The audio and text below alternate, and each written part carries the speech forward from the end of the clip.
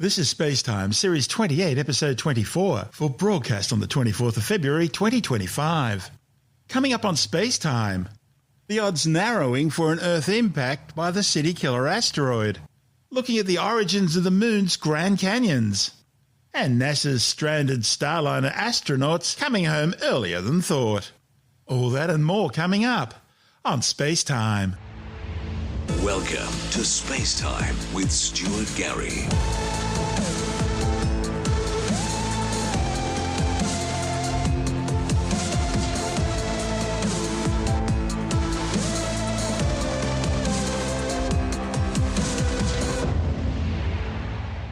NASA says there's now a 3.1% chance of Asteroid 2024 YR4 slamming into the Earth on December the 22nd, 2032.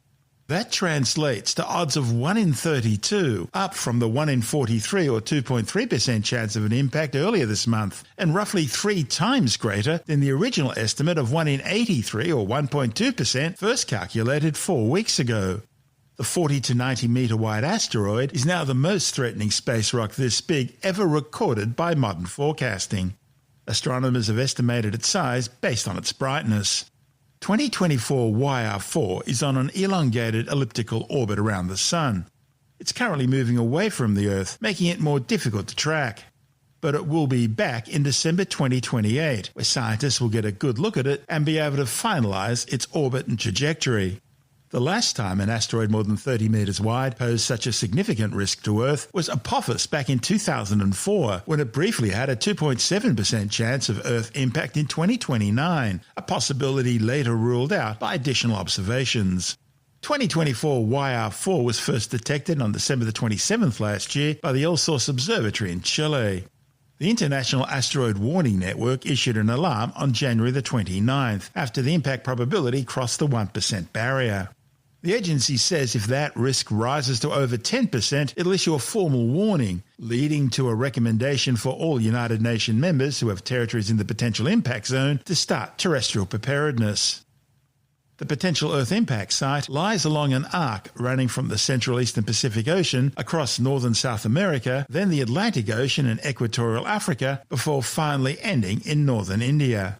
Professor Fred Jourdain from the School of Earth and Planetary Sciences at Curtin University says that while the odds of an impact are still incredibly low, the threat is not so small that it can be easily ignored. Well, I think the latest news is really about the increase of probability that it's going to smash on Earth, and it's still very, very low. I think I've read a news somewhere that there's even a 0.3% chance it would impact the Moon, so it's even lower. We don't know whether it's a rocky body or a rubble pile. I guess one of the interesting things is issues of planetary defense. Now, we've had the DART mission by NASA, so we know a little bit about planetary defense from an asteroid, don't we? Yeah, so that mission was absolutely excellent. I mean, it really showed us that by smashing probe into asteroids, we can push them. But it also shows us that we don't push them a lot.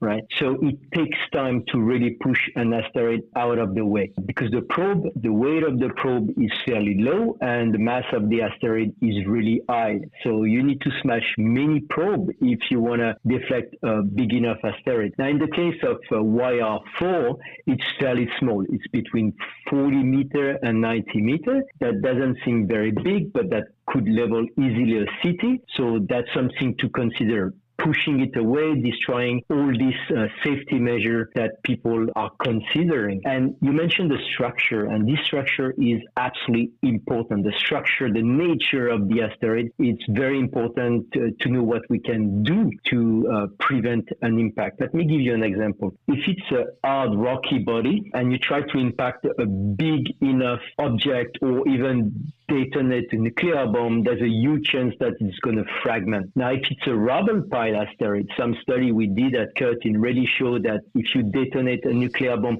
not at the surface, but near the surface, then it would withstand the shock and be pushed away. And maybe this kind of measure, this kind of approach is more efficient for deflecting an asteroid very quickly than impacting probe over time, because in the case of YR4, it's going to come back in 2028 and then again in 2032, and that's when it could potentially impact. So that's a really short amount of time to be able to push it out of the way. That's why it's important to consider all the technique we can use to deflect this asteroid. Yeah, I remember we did an experiment like this on a small scale. We had a boulder and we had a rubble pile, and we fired a 223 rifle into each of them and hit the boulder, and it moved the boulder. But when the bullet hit the rubble pile, it just went right through, and the rubble pile stayed where it was. It didn't really move the rubble pile. This is absolutely correct. I mean, that's something to really keep in mind is like, well, if you detonate a device at the surface, you would fragment the big one, and I don't know what it would do to the rubble pile in space. But the shock wave from something that is detonated sufficiently far away, you know, those people, they make the calculation, not too close, not too far, very brilliant engineering. And if you do that, then the rubble pile will be easily pushed away without theoretically fragmenting it. Because obviously, if you fragment the asteroid, you transform a single ball into many, many pieces. It's and like instead of a bullet, instead of a bullet, now you get a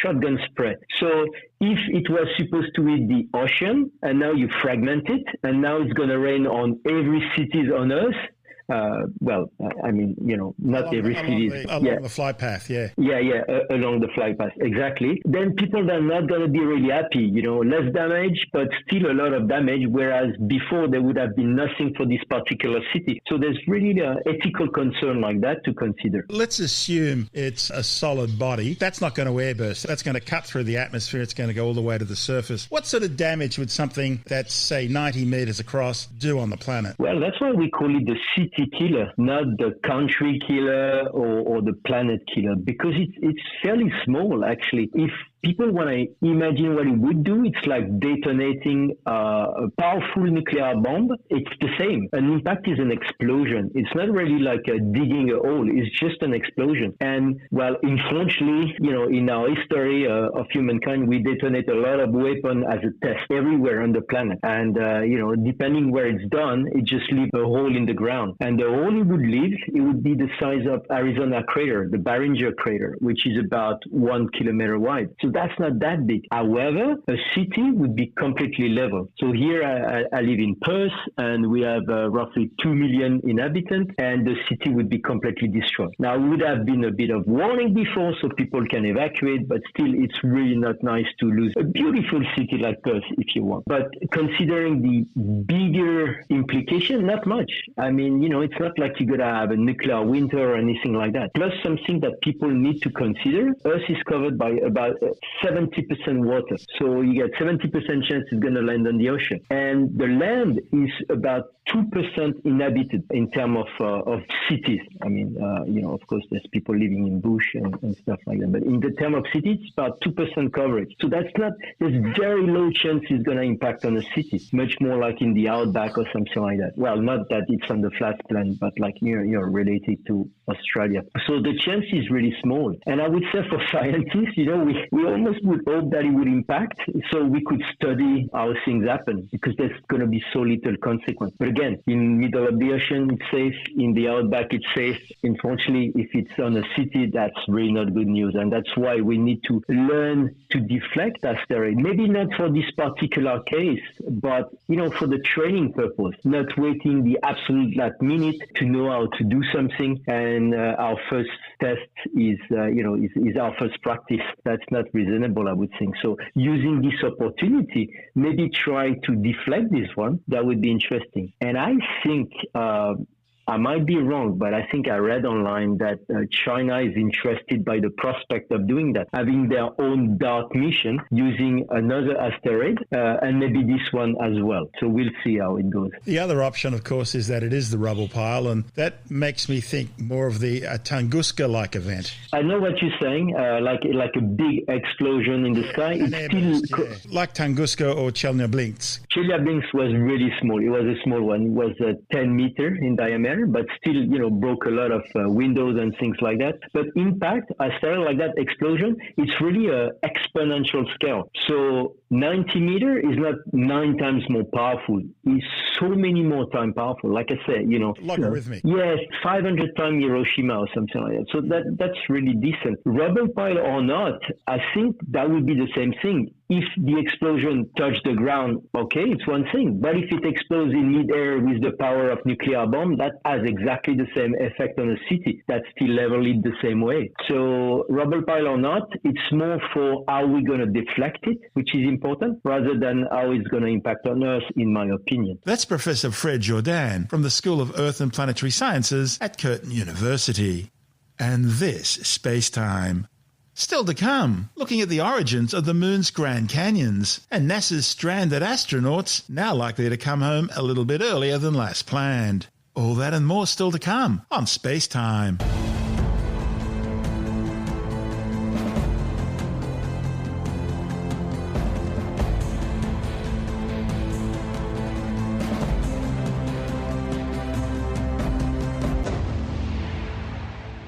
A new study has concluded that 2 gigantic canyons on the Moon were most likely carved out by streams of impacting asteroids over a space of just 10 minutes. The new findings, reported in the journal Nature Communications, are providing fresh insights into an area of the Moon which will be crucial in upcoming lunar missions. The Schrodinger impact basin, with an estimated age of 3.81 billion years, is located in the outer margin of the Moon's 2,400 kilometre diameter South Pole Aitken Basin. That's one of the largest impact basins in the solar system.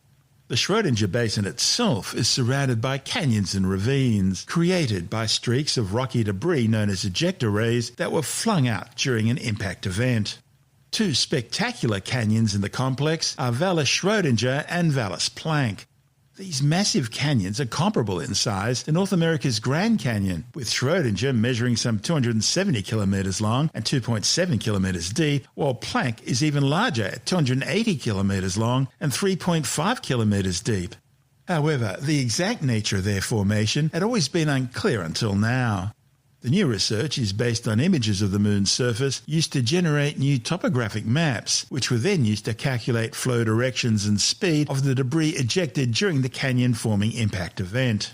And these data could then be used to model how the ejecta rays were formed. The study's authors proposed that these lunar Grand Canyons were carved out of the lunar crust in less than 10 minutes by ejecta travelling at speeds of between 0.95 and 1.28 kilometres per second. They calculate that the energy needed to create these massive canyons would have been over 130 times the energy of all the current global inventory of nuclear weapons. Rather than flying out symmetrically, the work suggested the majority of the excavated debris was asymmetrically distributed away from the poles. The Schrodinger impact basin is close to the exploration zone for the upcoming Artemis man-moon mission. So these findings will have important implications for future lunar missions, possibly offering insights into the composition of potential landing zones. This is SpaceTime. Still to come, NASA's stranded astronauts Suni Williams and Butch Wilmore, who have been stuck aboard the International Space Station since June last year, could be returning home earlier than currently planned. And later in the science report, it's official, La Niña has finally arrived in the eastern Pacific Ocean. All that and more still to come on SpaceTime.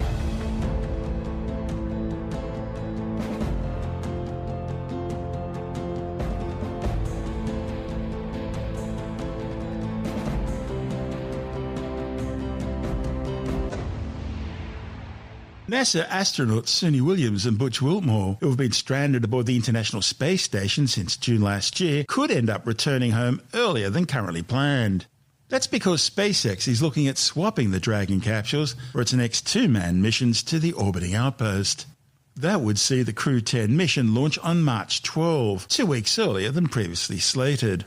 Wilmore and Williams have now been stranded on the space station for over 8 months on what should have been an 8 to 10 day mission, after problems developed with the thrusters aboard their Boeing Starliner spacecraft, which was undertaking its first manned test flight. NASA were concerned about safety issues with the spacecraft, and Boeing eventually decided to return the spacecraft to Earth unmanned. It ended up safely landing on the White Sands Missile Range.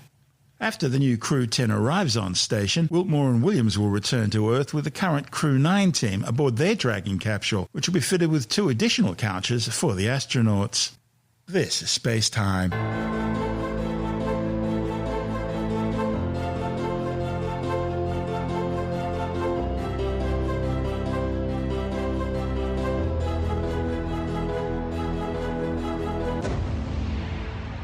And time now to take a brief look at some of the other stories making news in science this week with a science report. Well, after 7 months of waiting, La Niña, the cooler and wetter sister of El Niño, has finally arrived in the eastern Pacific Ocean. However, a report by NOAA, the National Oceanographic and Atmospheric Administration's Climate Prediction Center, has warned that La Niña may not stick around for very long, with the Pacific likely to return to neutral conditions either next month or in April. Part of the El Niño Southern Oscillation or ENSO cycle, La Niña appears when energized easterly trade winds intensify the upwelling of cooler water from the depths of the eastern tropical Pacific, causing a large-scale cooling of surface waters in the eastern and central Pacific Ocean near the equator.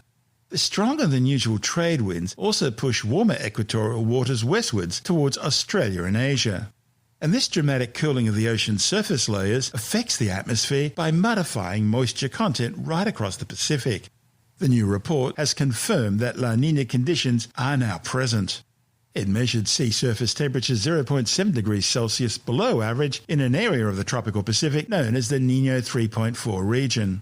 And the signature of La Niña is also visible in the central and eastern Pacific Ocean as areas of lower than average water levels. That's because cooler water contracts, lowering sea levels. Conversely, warmer water expands, increasing them. La Niña causes shifts in the path of mid-latitude jet streams in ways that intensify rainfall in some regions and bring drought to others. In the western Pacific, for example, rainfall usually increases over Australia and Indonesia. Clouds and rainfall become more sporadic over the central and eastern Pacific Ocean, which can lead to drier conditions in Brazil, Argentina, and other parts of South America, and wetter conditions over Central America. In North America, cooler and stormier conditions often set in across the Pacific Northwest, while the weather typically becomes warmer and drier across the southern United States and across northern Mexico.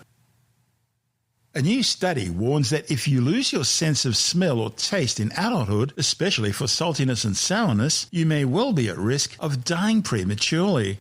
The findings, reported in the Journal of the American Medical Association, followed 7,340 people for around 6 to 7 years, 662 of whom reported losing their sense of taste.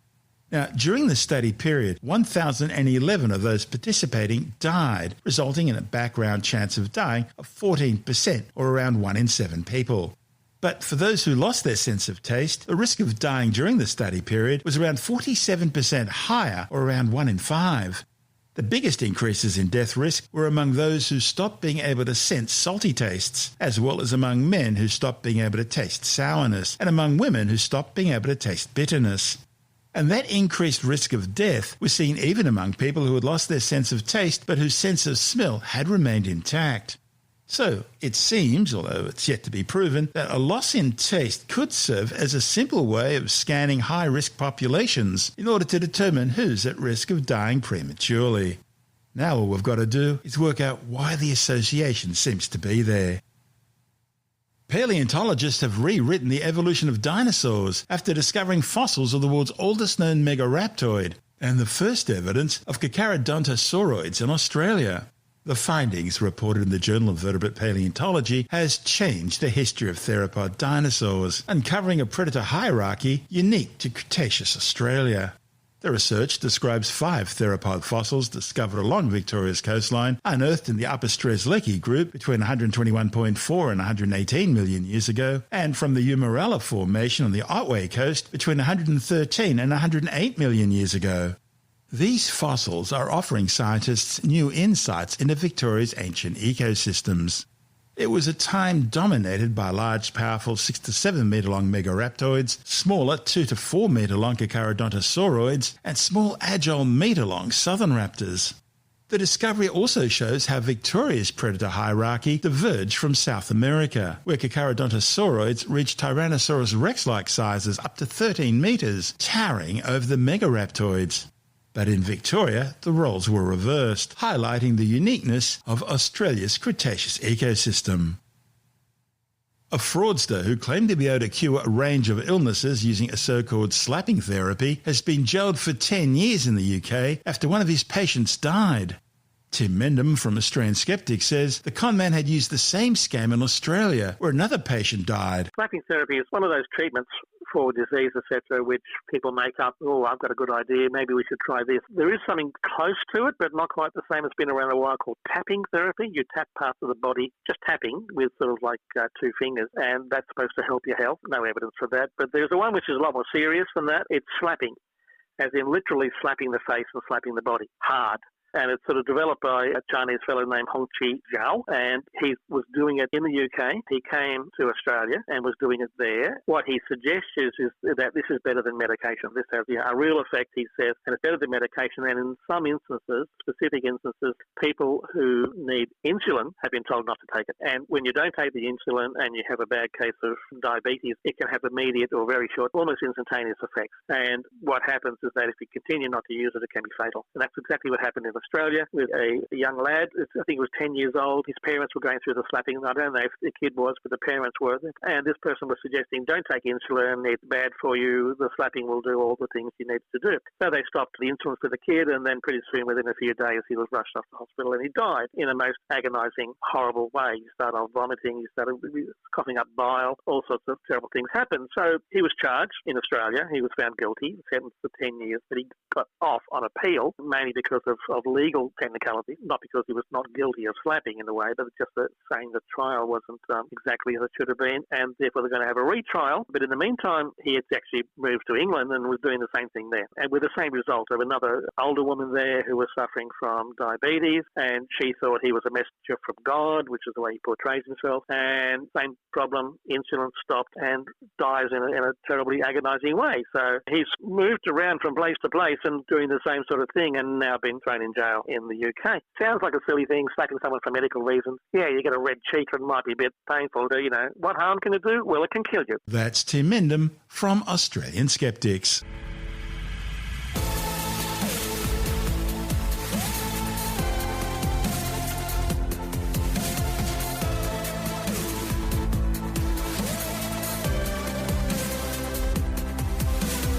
And that's the show for now.